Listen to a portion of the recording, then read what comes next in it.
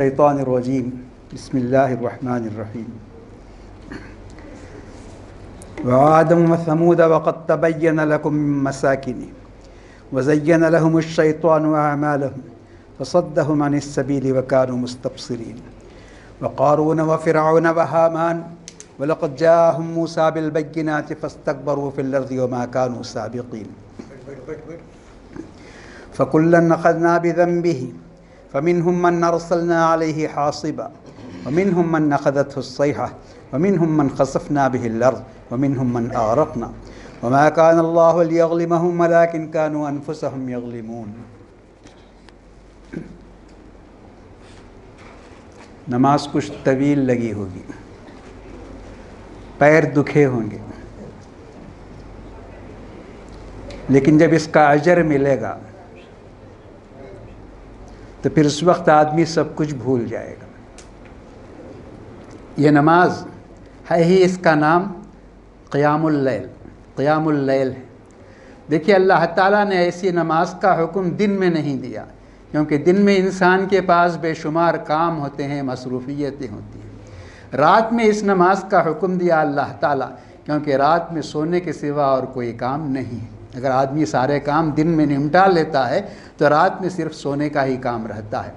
اور سونے کے وقت میں تھوڑا وقت اللہ تعالیٰ کی بارگاہ میں کھڑے ہو کر رونا، گڑ گڑانا اور اس سے کچھ مانگنا یہ بہت پسند ہے. بہت سی آیتوں میں کہا، سورہ سجدہ کے اندر بھی آپ نے سنا ہوگا، تتجافا جنوبہم عن المضاجع، کہ اللہ کے نیک بندے وہ ہیں جن کے بدن بستر سے دور رہتے ہیں کچھ وقت. وبالاسحار هم یستغفرون، اور یہ وہ لوگ ہیں رات کے تیسرے پہر میں اللہ تعالیٰ سے مغفرت اور بخشش کی دعا کرتے ہیں. تو ایسا ہی، کیونکہ اللہ تعالیٰ، اللہ کے رسول نے یہ فرمایا، من قام للہ ایمانا و احتسابا، فرمایا یہ رات کی نماز جو رمضان میں پڑھی جاتی ہے، جو شخص ایمان کے ساتھ اور اس یقین کے ساتھ کہ اللہ تعالیٰ ہمیں اس کا بدلہ دے گا، پڑے گا تو اسے بہت بھاری بدلہ ملے گا. اللہ تعالیٰ کے پاس جو بھی عمل خلوص کے ساتھ، اخلاص کے ساتھ، نیک نیتی کے ساتھ، بغیر ریا کے کیا جاتا ہے، اس کی بڑی قدر ہے اللہ تعالیٰ کے پاس.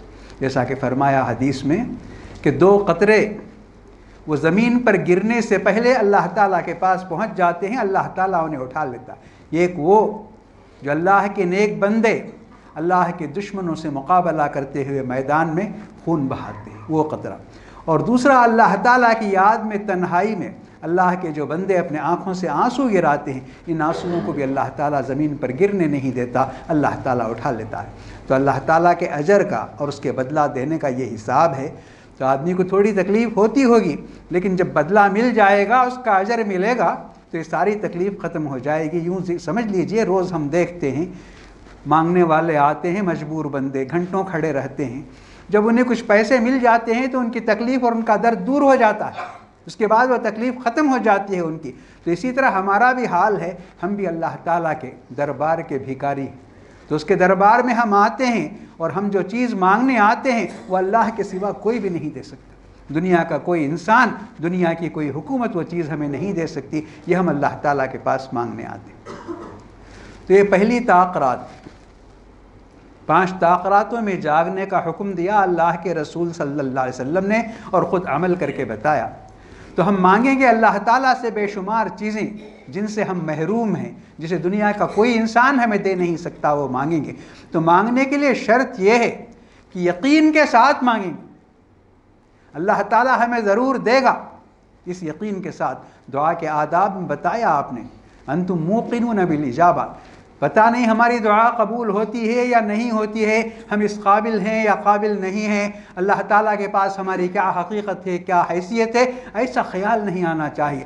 بلکہ یہ یقین ہونا چاہیے کہ ہم نے دنیا کے سارے درباروں کو ٹھکرا کر اللہ تعالیٰ کی دہلیز پہ، اللہ تعالیٰ کے در پہ ہم نے سر جھکایا ہے، اور اللہ تعالیٰ ہی ہماری دعا کو سنے گا، اللہ تعالیٰ ہی ہماری ضرورتوں کو پوری کرے گا. یہ فرمایا رسول اللہ نے، انتم موقنون بالاجابہ، قبولیت کے یقین کے ساتھ تم اللہ تعالیٰ سے دعا کرو، تبھی اللہ تعالیٰ تمہیں دے گا. اگر شک کے ساتھ پتہ نہیں قبول ہوگی یا نہیں قبول ہوگی، یا اسی طرح شب قدر کے بارے میں بھی، لیلۃ القدر کے بارے میں بھی یہ مت کہیے پتہ نہیں آج ہوگی یا نہیں، 23ویں ہوگی، 25ویں ہوگی، پتہ نہیں کوئی، ایسا نہیں. یہ سوچ کر کیجئے کہ شاید یہی ہوگی یہ رات، ہمارے اس ایمان اور یقین کی بدولت اگر یہ رات نہیں بھی ہے تو اللہ تعالیٰ اس رات کو کر دے گا۔ اس یقین کے ساتھ ہمیں اللہ تعالیٰ کی بارگاہ میں سر جھکانا چاہیے، ہاتھ اٹھانا چاہیے اور زبان ہلانا چاہیے۔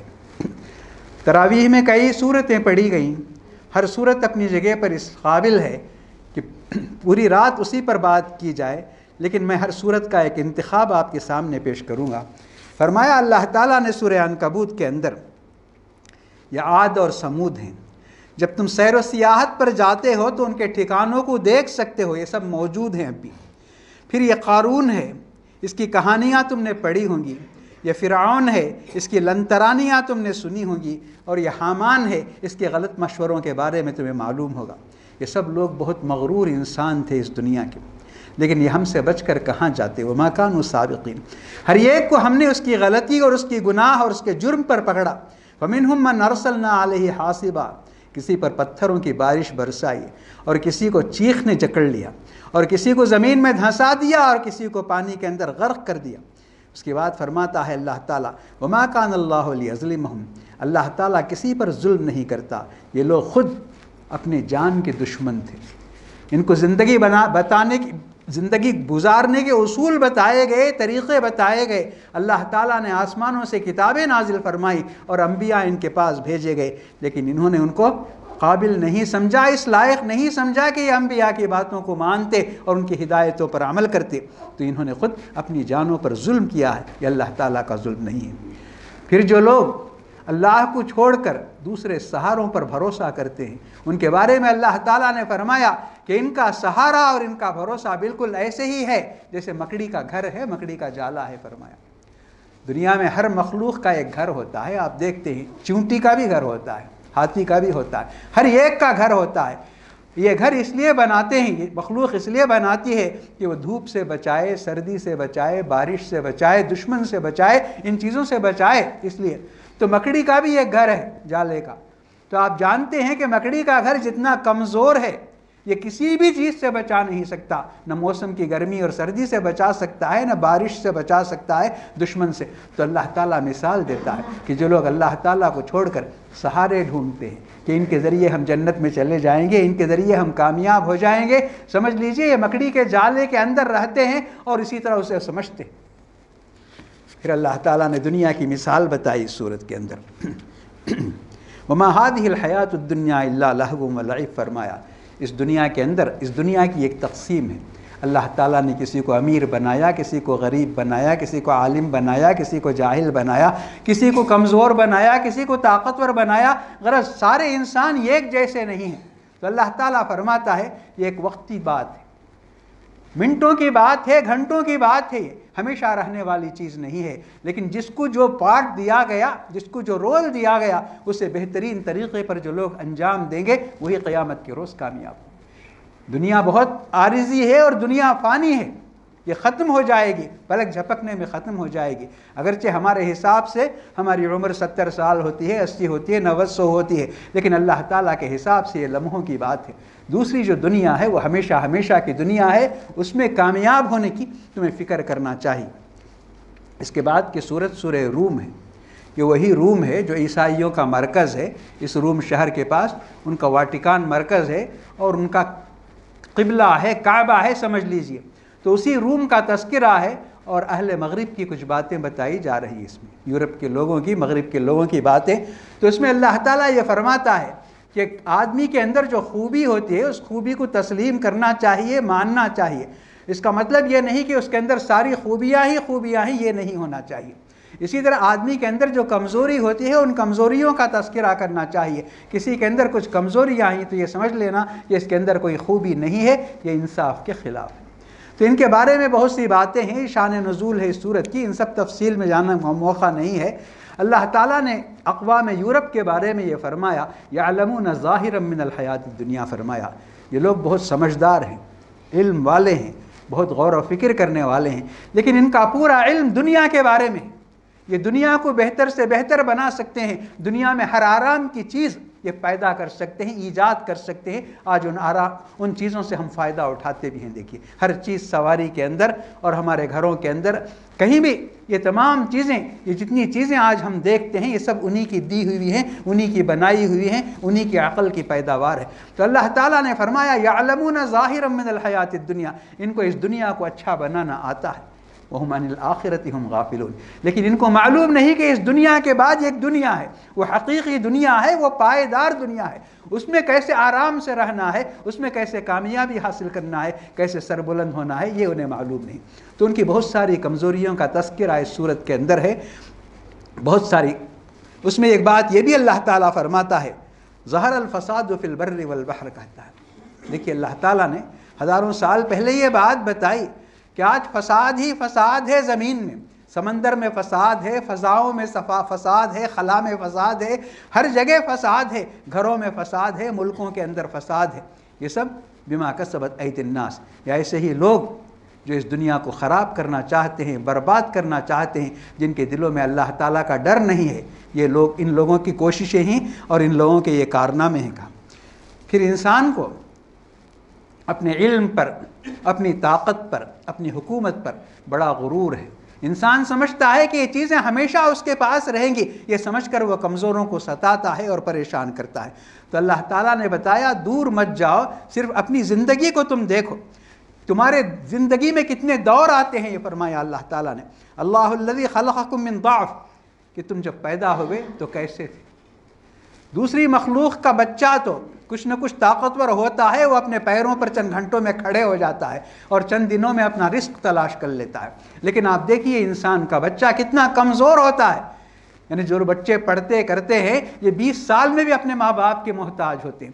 اللہ تعالیٰ نے فرمایا کہ تم یاد کرو جب تم پیدا ہوئے تھے کس قدر کمزور تھے، ثم جعل من بعد ضعف قوة، اور اس کمزوری کے بعد تم بڑے توانا جوان بن گئے، اور جوان بن کر تم نے دنیا کو چیلنج کیا اور دنیا کے مقابلے کے لیے تم تیار ہو گئے۔ پھر یہ کتنے دن رہی تمہاری طاقت، کتنے دن رہی تمہاری قوت، کتنے دن رہی، ثم جعل من بعد قوة ضعفا، پھر تمہاری قوت ختم ہو گئی اور تم پہ بڑھاپا طاری ہو گیا اور تم کتنے کمزور ہو گئے اور دوسروں کے سہاروں کے تم محتاج بن گئے۔ اللہ تعالیٰ ہی زیادہ جانتا ہے، اللہ تعالیٰ ہی زیادہ قدرت رکھنے والا ہے، اس لیے اپنے ہر کام کو اللہ تعالیٰ کی مرضی اور اس کے حکم کے مطابق تم انجام دو، تمہاری دنیا بھی اچھی رہے گی اور آخرت بھی کامیاب رہے گی۔ تمہیں اگر غرور ہو جائے اپنے علم پر اور اپنی طاقت پر اور اپنی حکومت پر تو اس کا انجام بہت برا اور بھیانک ہوگا۔ اس کے بعد کی ایک صورت ہے سورہ لقمان۔ لقمان یہ پیغمبر نہیں ہیں، یہ ایک بہت ہی دانشور آدمی تھے، بہت عقل مند آدمی تھے۔ یہی ہے اسلام کا اصول، جہاں بھی اچھی بات ملتی ہے اسے لینا چاہیے، اسے قبول کرنا چاہیے۔ تو لقمان نے اپنے بیٹے کو کچھ نصیحت نہیں کی، یہ اس قدر پسند آئی اللہ تبارک و تعالیٰ کو کہ اللہ تعالیٰ نے ان تمام نصیحتوں کا تذکرہ فرمایا۔ 4 صفحے کی یہ صورت ہے اور لقمان کا ذکر آیا کہ لقمان نے کیا کہا۔ اپنے بیٹے کو وہ نصیحت کر رہے تھے۔ سب سے پہلی بات انہوں نے اپنے بیٹے سے یہ کہی، لا تشرک باللہ کا، اللہ کے ساتھ کسی کو شریک نہ ٹھہراؤ۔ فرمایا اللہ ایک، اس کے ساتھ کسی کو شریک نہ ٹھہراؤ۔ ان الشرک لظلم عظیم، شرک سب سے بڑا ظلم ہے۔ ظلم کا معنی یہ ہے کہ ایک حق جس کو دینا ہے اس کو چھوڑ کر آپ دوسروں کو دیتے ہیں تو یہی ظلم ہے۔ تو عبادت کا حق اللہ تعالیٰ کو، ہم عبادت کریں گے اللہ کی، سر جھکائیں گے اللہ تعالیٰ کے دربار میں، ہاتھ اٹھائیں گے اللہ تعالیٰ کے دربار میں، قسم کھائیں گے اللہ کی، نظر مانیں گے اللہ تعالیٰ کی، یہ سب کام اللہ تعالیٰ کے لیے خاص ہیں۔ اگر ہم اس میں کسی کو بھی شریک کرتے ہیں، وہ نبی ہو، ولی ہو یا کوئی بھی ہو، ماں باپ، یہ بہت بڑا شرک ہے اور اللہ تعالیٰ اسے کبھی معاف نہیں کرتا۔ تو لقمان نے سب سے پہلی بات اپنے بیٹے سے یہی کہی، ان الشرک لظلم عظیم۔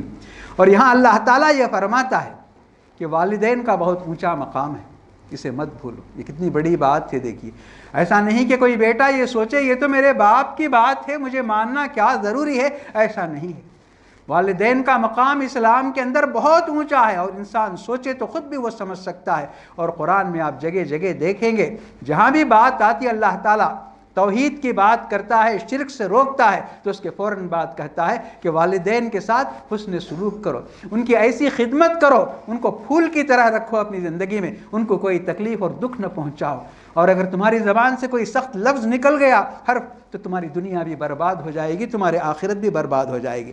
ماں باپ نے تمہارے لیے کیا کیا کیا تم جانتے نہیں۔ اللہ تعالیٰ فرماتا ہے صرف یہ ایک صورت میں ماں باپ کی ہر بات ماننا چاہیے، صرف یہ ایک صورت میں اگر وہ شرک کی طرف تمہیں بلاتے ہیں، تمہیں گناہ کی طرف بلاتے ہیں، معصیت کی طرف بلاتے ہیں، وہ ایک بات تم مت مانو۔ اس کے علاوہ وہ جو بھی کہتے ہیں، جو بھی خواہش کا اظہار کرتے ہیں، جو بھی مطالبہ کرتے ہیں، ان کی خدمت کرو۔ اور اللہ کے رسول صلی اللہ علیہ وسلم نے اپنے عمل سے بھی بتایا اور اپنے احکام سے بھی بتایا۔ اسماء رضی اللہ تعالی عنہا کہتی ہے کہ میرے پاس میری ماں آئی ہوئی تھی، وہ اسلام نہیں لائی تھی، تو میں نے رسول اللہ صلی اللہ علیہ وسلم سے سوال کیا کہ میری ماں آئی ہے اور وہ اسلام کو ناپسند کرتی ہے، کیا میں اس کی عزت کروں، خاطر تواضع کروں؟ تو آپ نے فرمایا ضرور تم کرو، انہیں عزت دو، انہیں اکرام دو اور ان کی ہر قسم کی خدمت کرو، یہ فرمایا اللہ کے رسول صلی اللہ علیہ وسلم نے۔ اور ایسے واقعات سیرت کے اندر بہت ہیں کہ جو بچے مسلمان ہو کر اپنے ماں باپ کو چھوڑ کر مدینے آ گئے، ان کے ماں باپ نے شکایت آپ سے کی تو آپ نے ان بچوں کو واپس کیا۔ یہ اسلام ہے کہ اس میں ماں باپ کا مقام کیا ہے اور ماں باپ کا احترام کتنا ہے یہ بتایا۔ کہا صرف یہ ایک بات ان کی مت مانو، اگر وہ شرک کا حکم دیتے ہیں، اللہ تعالیٰ کی نافرمانی کا، یہ مت مانو۔ لا طاعت لمخلوق فی معصیت الخالق، کسی بھی کوئی بھی ہو، یا استاذ ہو، ماں باپ ہو، یا کوئی بھی ہو، اللہ تعالیٰ کی نافرمانی کا حکم دیتے ہیں تو تم اسے ہرگز نہ مانو۔ تو لقمان کی نصیحتوں کو ایک منٹ آپ سن لیجئے، لقمان نے اپنے بیٹے سے کیا کیا کہا۔ شرک کے بارے میں بہت تاکید کی کہ اس سے بچو، اگر یہ رائی کے دانے کے برابر بھی ہوگا تو اللہ تعالیٰ معاف نہیں کرے گا۔ اے میرے بیٹے، نماز قائم کرو اور ہمیشہ بھلائی کا حکم دو، برائی سے روکو۔ اور بھلائی کا جب آدمی حکم دے گا، برائی سے روکے گا، تو سمجھ لیجئے وہ کانٹوں کی راہ پہ چلتا ہے، دنیا دشمن ہو جائے گی، اس کے خلاف ہو جائے گی۔ اس کی مثال دیکھیے، رسول اللہ صلی اللہ علیہ وسلم 40 سال تک لوگ آپ کو اپنے سر پر بٹھائے ہوئے تھے، ہر اچھا نام آپ کو دیا، ہر اچھا لقب آپ کو دیا، ہر اچھا خطاب آپ کو دیا، اور آپ کی ہر بات کو تسلیم کرتے تھے۔ لیکن جب آپ نے ان کے سامنے توحید کی بات کی اور شرک کے خلاف بتایا اور بتوں کے خلاف بتایا تو سب آپ کے دشمن ہو گئے، اور کیا کیا انہوں نے ستایا۔ تو یہاں بھی لقمان نے کہا کہ اگر تم امر بالمعروف اور نہی عن المنکر کا کام کرو گے تو سارے لوگ تمہارے دشمن ہو جائیں گے اور تمہیں بڑی اذیتیں پہنچائیں گے، تکلیفیں پہنچائیں گے، دشمن بن جائیں گے۔ وَاصْبِرْ عَلَىٰ مَا أَصَابَكَ، اس لیے اس راہ میں جو بھی پیش آتا ہے صبر اور ثابت قدمی کے ساتھ اسے برداشت کرو اور اس راہ پر قائم رہو۔ تو جیسا کہ حدیثوں میں بتایا گیا کہ جب تم اسلام لاتے ہو تو اسلام پر ثابت قدم رہو، چاہے تمہیں جلا دیا جائے، چاہے تمہیں قتل کر دیا جائے، کیونکہ اس سے لوٹنا یہ بزدلی ہی نہیں ہے، بہت بڑی بربادی بھی ہے۔ وَلَا تُصَعِّرْ خَدَّكَ لِلنَّاسِ، لوگوں کے ساتھ مسکرا کر خندہ پیشانی کے ساتھ بات کرو، ملاقات کرو، اپنی پیشانی پہ بل مت ڈالو۔ وَلَا تَمْشِ فِي الْأَرْضِ مَرَحًا، یہ اللہ کی زمین ہے، اس پہ اکڑ کر مت چلو، تمہیں اس زمین پر عاجزی کے ساتھ، تواضع اور انکساری کے ساتھ چلنا چاہیے، کیونکہ اللہ تعالیٰ پسند نہیں کرتا ہر اکڑنے والے کو اور ہر فخر کرنے والے کو۔ وَاقْصِدْ فِي مَشْيِكَ، اور اپنی چال کو میانہ رو رکھو، بہت تیز بھی نہیں، آہستہ بھی نہیں۔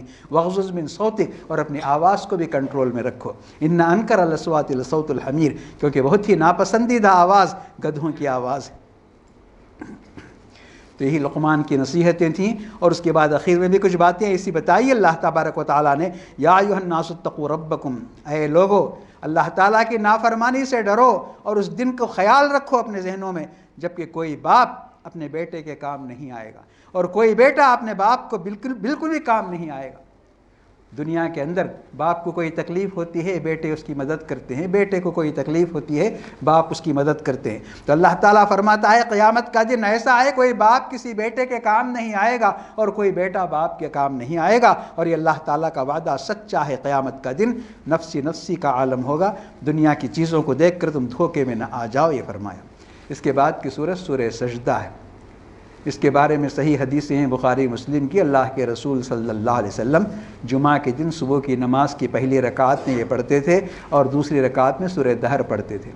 جمعہ کے دن اس سورت کو پڑھنے کی شاید یہ حکمت یا مصلحت ہوگی کہ قیامت جمعہ کے روز آنے والی ہے، یہ بھی صحیح حدیثوں سے ثابت ہے۔ اس سورت میں جو مضمون ہے کہ آدمی جب غفلت میں رہنے والے لوگ قیامت کے روز جب اپنی آنکھوں سے سب کچھ دیکھ لیں گے تو وہ کہیں گے کہ ہم نے سب کچھ دیکھ لیا، سب کچھ ہم نے سن لیا، جان لیا، واقعی جو کچھ کہا گیا تھا یہ سب صحیح ہے، آج ہمیں یقین آ گیا، اے اللہ ہمیں یہ ایک موقع دیجیے، یہ ایک موقع دیجیے، ہم دنیا میں جائیں گے نیک اور پاک بن کر تیرے سامنے آئیں گے، یہ کہیں گے ابصرنا و سمعنا فرجع نعمل صالحا انا موقنون، کہ ہم نے دیکھ لیا اپنی آنکھوں سے، سب باتیں سچی ہیں تیری، اب ہمیں یہ ایک موقع دے، ہم تو یہ یقین دلاتے ہیں، انا موقنون، ہم یقین دلاتے ہیں ہم بہت نیک بن کر پاکیزہ بن کر تیرے سامنے آئیں گے، لیکن اللہ تعالیٰ اس کا موقع نہیں دے گا۔ تو دیکھیے اب قیامت جب نہیں آتی ہے، یہ صورت ہم پڑھتے ہیں سنتے ہیں تو سمجھ لیجئے یہ موقع ہمیں ملا ہے، نیک بننے کا موقع ہمیں ملا ہے، تو اس میں ہم سنبھل سکتے ہیں، سدھر سکتے ہیں اور پاکیزہ بن کر اللہ تعالیٰ کے احکام کے مطابق ہم زندگی بسر کر سکتے ہیں۔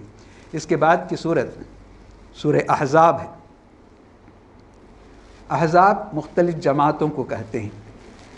اسلام کا بڑا مقابلہ کیا کفر نے، سارے کافر ایک تھے، کفر کی کئی جماعتیں تھیں، الکفر سب، لیکن وہ سب الکفر ملت واحدہ، سب نے مل کر اسلام کا مقابلہ کیا۔ آپ اس سے پہلے جنگ بدر کے بارے میں سن چکے ہیں، جنگ احد کے بارے میں سن چکے ہیں، یہ تیسری جنگ ہے جنگ احزاب۔ سب نے مل کر یہ طے کیا کہ کسی طرح اسلام کو مٹائیں گے اور مسلمانوں کو ختم کر دیں گے، یہ طے کر کے ہر طرف سے آئے۔ قرآن نقشہ پیش کرتا ہے، اذ جاؤکم من فوقکم ومن اسفل منکم، آگے سے، پیچھے سے، دائیں سے، بائیں سے، سب اکٹھے ہو کر آئے، اور مسلمانوں کی مقابلہ کرنے والوں کی تعداد صرف 3000 تھی۔ ساری دنیا ان کے مقابلے میں ہے اور یہ 3000 ہیں، تو مسلمانوں پر جو گزری، خود اللہ تعالیٰ فرماتا ہے قرآن کے الفاظ میں، آپ دیکھ لیجئے، اللہ تعالیٰ فرماتا ہے اذ جاؤکم من فوقکم ومن اسفل منکم وَإِذْ زَاغَتِ الْأَبْصَارُ، آنکھیں ٹھہری کی ٹھہری رہ گئیں اس دشمن کے اس منظر کو دیکھ کر، وَبَلَغَتِ الْقُلُوبُ الْحَنَاجِرَ، دل اچھل کر حلق میں آ کر پھنس گیا، وَتَظُنُّونَ بِاللَّهِ الظُّنُونَ، اور کمزور دل کے مسلمانوں نے سوچنا شروع کیا کہ ہماری بربادی کے دن آ گئے ہیں، کیا اللہ تعالیٰ کا وعدہ کیسا تھا ہمارے ساتھ، اس قسم کی باتیں۔ هُنَالِكَ ابْتُلِيَ الْمُؤْمِنُونَ وَزُلْزِلُوا زِلْزَالًا شَدِيدًا، اور مسلمانوں کا ایسا سخت امتحان ہوا کہ ہلا کر رکھ دیا تمام، بڑا سخت امتحان تھا، مقابلہ نہیں کر سکتے، پوری دنیا ایک طرف اور 3000 آدمی مقابلے کے۔ تو اللہ کے رسول صلی اللہ علیہ وسلم نے مشورہ کیا، سلمان فارسی بڑے عمر رسیدہ تجربہ کار صحابی تھے، انہوں نے کہا دشمن اتنا بڑا ہے تو اس کا مقابلہ نہیں کیا جا سکتا، ہمیں خندق کھود کر دشمن کو اس پار روکنا چاہیے، یہ مشورہ دیا۔ اللہ کے رسول صلی اللہ علیہ وسلم اور صحابہ دن رات اس کام میں لگ گئے، اکثر لوگ مزدور تھے، دن بھر مزدوری کرتے تھے، ان کو کھانے کے لیے کچھ ملتا تھا، دن رات جب وہ اس کام میں لگ گئے تو مزدوری بھی نہیں اور کھانے پینے کو بھی کچھ بھی نہیں، بڑی تکلیف اٹھائی اس مدت میں صحابہ کرام رضوان اللہ تعالی علیہم اجمعین نے، بھوک اور پیاس سے مجبور ہو کر انہوں نے شکایت کی اللہ کے رسول صلی اللہ علیہ وسلم کے پاس۔ سیرت کی کتابوں میں لکھا ہے کہ انہوں نے اپنے چادر اٹھا کے دکھائی کہ دیکھیے ہم چادر کے نیچے جھکنا اٹھنا ہمارے لیے مشکل ہے، تو ہم نے پتھر باندھ لیے۔ تو سب کو دیکھا اللہ کے رسول صلی اللہ علیہ وسلم نے، زبان مبارک سے کوئی جواب دینے کی بجائے اپنی چادر ہٹا کر دکھائی، 2 پتھر بندھے ہوئے تھے۔ اب پھر کس کو کہنے کی کیا مجال، سب واپس ہونے لگے۔ تو اللہ کے رسول صلی اللہ علیہ وسلم نے فرمایا اللہم لا عیش الا عیش الآخرہ فاغفر الانصار والمہاجرہ، فرمایا اے اللہ تیرے ان بندوں نے کوئی زندگی کا آرام نہیں دیکھا، فاغفر الانصار والمہاجرہ، ان کی تو مغفرت فرما اور انہیں تو سیدھے جنت میں بھیج اور جنت کی نعمتوں سے انہیں مالا مال فرما۔ تو جنگ کا بڑا نقشہ اس کے اندر ہے، کیا ہوا کیسے ہوا۔ پھر اللہ تعالیٰ نے ایک ایسی آندھی بھیجی جس کی وجہ سے وہ سب لوگ پریشان ہو گئے، ان کی ہانڈیاں الٹ گئیں اور ان کے جانور بدک گئے اور وہ سب لوگ بھاگنا شروع کیے۔ پھر اس کے بعد ایک بات یہ بھی اللہ تعالیٰ نے بتائی کہ جن کے مرتبے بڑے ہوتے ہیں ان کی سزا بھی بڑی ہوتی ہے، ان کی ذمہ داریاں بھی بڑی ہوتی ہیں۔ خود نبی کریم صلی اللہ علیہ وسلم کی ازواج مطہرات جو دنیا کے تمام مسلمانوں کی مائیں ہیں، ان کے بارے میں بتایا کہ ان کا بڑا مرتبہ ہے، لیکن اگر یہ کوئی غلطی کریں گے تو ان کی سزا بھی دگنی ہے، یہ فرمایا۔ پھر یہ بھی ایک بات عورتوں کے تعلق سے ہے کہ ام المومنین ام سلمہ رضی اللہ تعالی عنہا نے کہا کہ کہ قرآن میں زیادہ تر مردوں سے ہی خطاب ہے، عورتوں سے خطاب کم ہے، ایسا کیوں؟ ایسی ایک خواہش انہوں نے کی، تو اس میں ایک لمبی آیت ہے جس میں مردوں کے ساتھ عورتوں کو ملایا گیا۔ ان المسلمین والمسلمات والمؤمنین والمؤمنات، یہ مردوں کو اور عورتوں کو ساتھ ملا کر ہر مسئلے میں، ہر حکم میں، ہر نیکی کے اندر ان کو شریک کیا گیا۔ پھر اسی میں ایک بات یہ بھی ہے کہ رسول اللہ صلی اللہ علیہ وسلم خاتم النبیین ہیں کہا گیا۔ نبوت کا سلسلہ آدم علیہ السلام سے تھا، اللہ تعالیٰ نے ہر بستی میں، ہر قبیلے کے اندر نبی بھیجے، لیکن پیارے رسول صلی اللہ علیہ وسلم آخری نبی ہے۔ اب قیامت جب آئے، 1500 سال کے بعد آئے، 2000 سال کے بعد کوئی نبی نہیں آئے گا، اگر کوئی دعویٰ کرتا ہے تو وہ جھوٹا ہے۔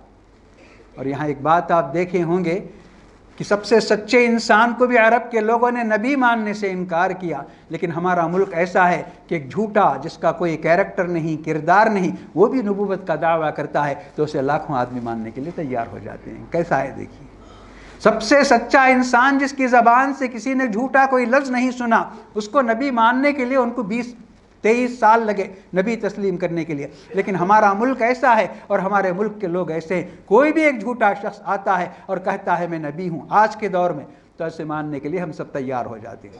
اللہ تعالیٰ نے پورا جتن کیا کہ اللہ کے رسول صلی اللہ علیہ وسلم کو لڑکا نہیں دیا، نرینہ اولاد زندہ نہیں رکھا۔ آپ کو 3 لڑکے پیدا ہوئے لیکن سب چھوٹی عمر میں ان کا انتقال ہو گیا، کیونکہ اسی خیال سے کہ دنیا اندھی ہے، دنیا دیوانی ہے۔ جب ایک بڑا آدمی مر جاتا ہے تو اس کے بیٹے کو اس کا مقام دے کر اس کے ساتھ چلتے ہیں اور اسے سب کچھ کرتے ہیں بیٹے کو۔ تو اس لیے اللہ تبارک و تعالیٰ کی حکمت کا یہ تقاضا تھا کہ اللہ تعالیٰ نے آپ کے کسی بیٹے کو زندہ نہیں رکھا، لیکن پھر بھی دنیا نے آپ کے نواسے کے لیے کیا کیا کیا، اور اس کی وجہ سے آج امت کے اندر کتنا اختلاف ہے یہ سب لوگ جانتے ہیں۔ پھر اس کے بعد اللہ کے رسول صلی اللہ علیہ وسلم کو اللہ تعالیٰ یہ خطاب دیتا ہے، کئی خطاب میں یہ خطاب یہ دیتا ہے، فرماتا ہے کہ ہم نے آپ کو سراج منیر بنایا۔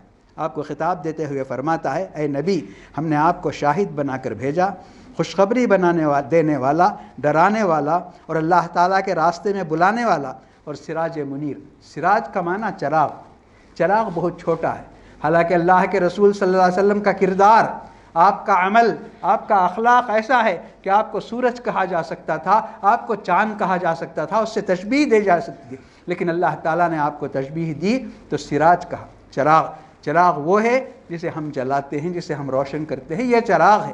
تو اس میں بھی ایک حکمت ہے، کیونکہ اللہ تعالیٰ نے اسی صورت کی ایک آیت میں بتایا لَقَدْ كَانَ لَكُمْ فِي رَسُولِ اللَّهِ أُسْوَةٌ حَسَنَةٌ، فرمایا کہ رسول اللہ صلی اللہ علیہ وسلم کی حیات طیبہ میں تمہارے لیے بہت بڑا نمونہ ہے، اسے تم اختیار کرو۔ تو اس لیے آپ کو چراغ کہا، چراغ سے چراغ جلتا ہے، سورج سے دوسرا سورج بن نہیں سکتا، چاند سے دوسرا چاند نہیں بنایا جا سکتا، لیکن چراغ سے دوسرا چراغ جلایا جا سکتا ہے۔ اور جب اللہ تعالیٰ ہمیں یہ حکم دیتا ہے کہ تم رسول اللہ صلی اللہ علیہ وسلم کے نقش قدم پر چلو، آپ نے جو کچھ کیا، جیسے مصیبتوں کو آپ نے سہا، برداشت کیا، ان کا سامنا کیا، ایسے تم کرو، تمہاری بھی دنیا کامیاب ہوگی اور آخرت میں بھی تم کامیاب ہوں گے۔ اس کے بعد سورج جب ختم ہوتی ہے تو بڑی اہم بات یہ کہی جا رہی ہے کہ ہر آدمی کو دین کے بارے میں جاننا چاہیے، ہر مسلمان کو یہ فرض ہے، دین کے بارے میں جاننا ہر مسلمان پر فرض ہے، مسلمان مرد پر بھی اور مسلمان عورت بھی، کیا جائز ہے، کیا ناجائز ہے، حرام کیا ہے، حلال کیا ہے، صحیح کیا ہے، غلط ہے۔ اگر آدمی نہیں جانتا تو جاننے والوں سے پوچھنا چاہیے، سب قرآن کی تعلیم ہے، جاننے والوں سے پوچھنا چاہیے۔ تو جاننے والے کیسے ہونا چاہیے یہ اللہ تعالیٰ بتاتا ہے، جاننے والے اللہ کا ڈر رکھتے ہوں، اسلام کا پورا علم رکھتے ہوں، اور اسے امانت سمجھ کر، وہ اللہ تعالیٰ کی بڑی ذمہ داری سمجھ کر اسے انجام دیتے ہیں، تو ان کی بات کو ماننا چاہیے۔ صرف کسی کی شکل دیکھ کر، کسی کی صورت دیکھ کر، کسی کی پگڑی دیکھ کر، کسی کے زلفوں کو دیکھ کر آدمی اگر ان کی بات کو مان لے گا، ان کو بڑا مان لے گا، تو بڑا نقصان اٹھائے گا قیامت کے دن۔ ایک نقشہ کھینچتا ہے اللہ تعالیٰ، جب ایسے لوگ جنہوں نے ہر بڑے آدمی کو بڑا سمجھ لیا، حالانکہ وہ بڑے نہیں تھے، نیک نہیں تھے، ایماندار نہیں تھے، ان کو بڑا سمجھ کر ان کی ہر بات پر انہوں نے عمل کیا، قیامت کے روز جب ان کا یہ انجام ہوگا تو اپنے بڑوں کو اتنا برا کہیں گے اور کہیں گے اے اللہ تو جو سزا ہمیں دیتا ہے ہمارے سے دگنی سزا ان کو دے۔ حالانکہ دنیا کے اندر انہوں نے بڑی ان کی عزت کی تھی، بڑی ان کی قدر کی تھی، بڑی ان کی خدمت کی تھی دنیا کے اندر، لیکن جب انہوں نے اپنا انجام دیکھا تو اللہ تعالیٰ کے پاس روئیں گے، گڑ گڑائیں گے اور کہیں گے جن لوگوں نے ہمیں اس حال پر پہنچایا تو ہمیں جو سزا مل رہی ہے اس کی دگنی، آتہم ضعفین من العذاب ولعنہم لعنا کبیرہ کہا۔ ان کی زبان سے دیکھیے، مریدوں کی زبان سے یہ بات نکلتی ہے، شاگردوں کی زبان سے یہ بات نکلتی ہے اپنے پیروں کے لیے، اپنے اساتذہ کے لیے، اپنے بڑوں کے لیے، کہ ہم کو جو سزا دی جا رہی ہے اس کی دگنی سزا دے اور ان پر لعنت بھیج، ولعنہم لعنا کبیرہ، معمولی لعنت بھی نہیں، بہت بڑی لعنت۔ تو یہ مضامین تھے جن کو آج آپ نے تراویح کے اندر سنا۔ تو جو اصل مقصد سننا اور سنانا نہیں ہے، عمل کرنا یہ ہمارا کام ہے۔ شروع میں نے تمہید میں جو باتیں آپ کو بتائیں کہ لیلۃ القدر کی تلاش میں ہم لوگ یہاں جمع ہوئے ہیں پورے یقین اور ایمان کے ساتھ، اللہ کی بات پر بھی، کیونکہ یہ رات بڑی قدر و منزلت کی رات ہے اور بہت ہی خیر و برکت کی رات ہے۔ اس میں ہماری زندگیوں میں جو کمی ہے، جو نقصان ہے، جس کی وجہ سے آج ہم اللہ تعالیٰ کے محبوب اور پسندیدہ بندے نہیں سمجھے جاتے ہیں، اس کمی کو دور کرنے کے لیے ہمیں کتنا رونا چاہیے، گڑ گڑانا چاہیے، مانگنا چاہیے، اس کی ہمیں دل کی گہرائی سے خیال کرتے ہوئے فکر کرنا چاہیے۔ اللہ تعالیٰ ہماری دعاؤں کو قبول فرمائے، ہماری عبادتوں کو قبول فرمائے، ہماری پریشانیوں اور ذلتوں کا خاتمہ فرمائے، ہمارے بیماروں کو صحت عاجلہ نصیب فرمائے، ہمارے مرحومین کی مغفرت فرمائے، انہیں جنت الفردوس اور اعلیٰ علیین میں جگہ عطا فرمائے، زمین کی ہر آفت اور آسمان کی ہر بلا سے ہم سب کو محفوظ رکھے۔ ربنا تقبل منا انک انت السمیع العلیم وتب علینا انک انت التواب الرحیم، وصلی اللہ تعالی وسلم علی خیر خلقہ سیدنا محمد وعلی آلہ واصحابہ اجمعین برحمتک یا ارحم الراحمین۔